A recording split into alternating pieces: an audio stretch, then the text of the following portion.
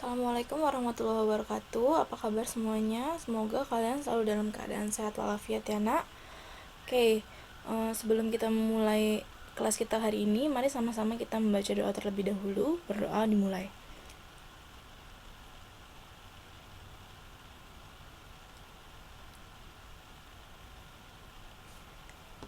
Berdoa selesai. Oke nak, kali ini kita akan membahas mengenai melestarikan nilai kearifan lokal melalui cerita rakyat. Nah, ini adalah pertanyaan yang harus kalian jawab. Silakan dijawab setelah kalian mendengarkan materinya, kerjakan di buku tulis, kemudian kirim jawabannya langsung ke e-learning. Di sini ibu punya sebuah quotes dari Hamka ya nak. Jangan takut jatuh, karena yang tidak pernah memanjatlah yang tidak pernah jatuh. Jangan takut gagal, karena yang tidak pernah gagal hanyalah orang-orang yang tidak pernah melangkah. Jangan takut salah, karena dengan kesalahan yang pertama kita dapat menambah pengetahuan untuk mencari jalan yang benar pada langkah yang kedua. Intinya kita jangan ragu atau jangan takut untuk memulai sesuatu ya nak, karena orang yang tidak pernah gagal itu adalah orang yang tidak pernah memulai. Oke. Di sini ibu punya pengertian dari cerita rakyat. Cerita rakyat berdasarkan KBBI berarti cerita dari zaman dahulu yang hidup di kalangan rakyat dan diwariskan secara lisan. Cerita rakyat memiliki banyak ragam, salah satunya adalah hikayat. Hikayat merupakan cerita Melayu klasik yang menonjolkan unsur penceritaan berciri kemustahilan dan kesaktian tokoh-tokohnya. Jadi sejatinya cerita rakyat itu cerita yang beredar di kalangan masyarakat dari zaman dahulu kala, dan biasanya dia sistem peredarannya itu adalah melalui lisan. Jadi bukan kayak sekarang kan kalau cerita itu biasanya kebanyakan melalui tulisan ya nak. Nah, kalau orang zaman dulu itu dia kebanyakannya melalui lisan. Jadi seorang menceritakan ke orang lain, ceritakan lagi ke orang lain, ceritakan lagi ke orang lain. Jadi berantai. Nah, biasanya penulisnya pun tidak diketahui. Itu adalah pengertian dari cerita rakyat. Nah, salah satu bagian dari cerita rakyat adalah hikayat. Hikayat merupakan kisah Melayu klasik yang menonjolkan penceritaan berciri kemustahilan dan kesaktian tokoh-tokohnya. Nah, di cerita rakyat itu biasanya kita menemukan hal-hal yang di luar nalar, di luar akal sehat, yang sifatnya tidak logis. Itu akan banyak kita temukan dalam cerita rakyat. Nah, sekarang kita akan mengidentifikasi karakteristik hikayat. Di sini kita akan lebih banyak membicarakan tentang hikayat ya nak.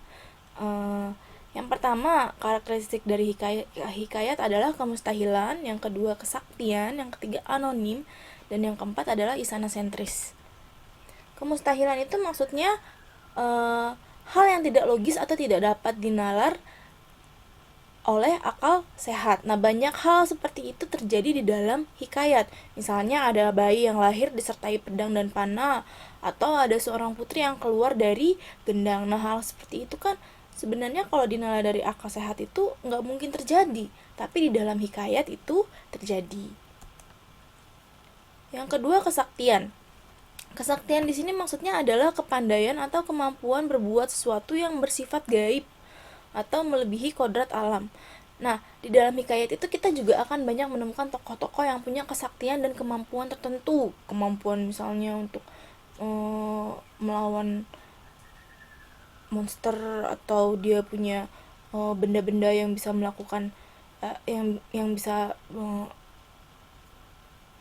melakukan di luar nalar gitu. Kesaktian, ada kehebatannya, ada power tertentu dari si tokoh. Misalnya ada sarung tangan kesaktian untuk mengubah wujud ya. Kemudian anonim itu seperti yang gue bilang tadi, dia tidak diketahui secara jelas siapa nama penulis atau pengarangnya, karena dia kan sifatnya tidak tertulis ya nak. Dia dari mulut ke mulut, dari cerita orang ke cerita orang, dari sini ke sana. Nah, itu tuh tidak diketahui siapa penulisnya, karena sudah dari berbagai macam orang, sudah rantainya sudah jauh sehingga tidak diketahui siapa yang pertama kali membuat ceritanya. Nah, itu yang dimaksud dengan anonim.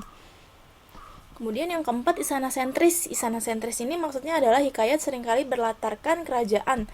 Tokohnya juga seringkali kebanyakan raja, pangeran, atau putri. Nah, itu tadi materi kita hari ini. Terima kasih sudah mendengarkan. Semoga apa yang Ibu sampaikan menjadi berkah untuk kita semua ya. Ibu tunggu tugasnya, silakan dikerjakan dan dikumpulkan tepat waktu. Jika ada pertanyaan, langsung saja ditanyakan di aplikasi e-learning kita. Ibu tutup pertemuan kita kali ini. Wassalamualaikum warahmatullahi wabarakatuh.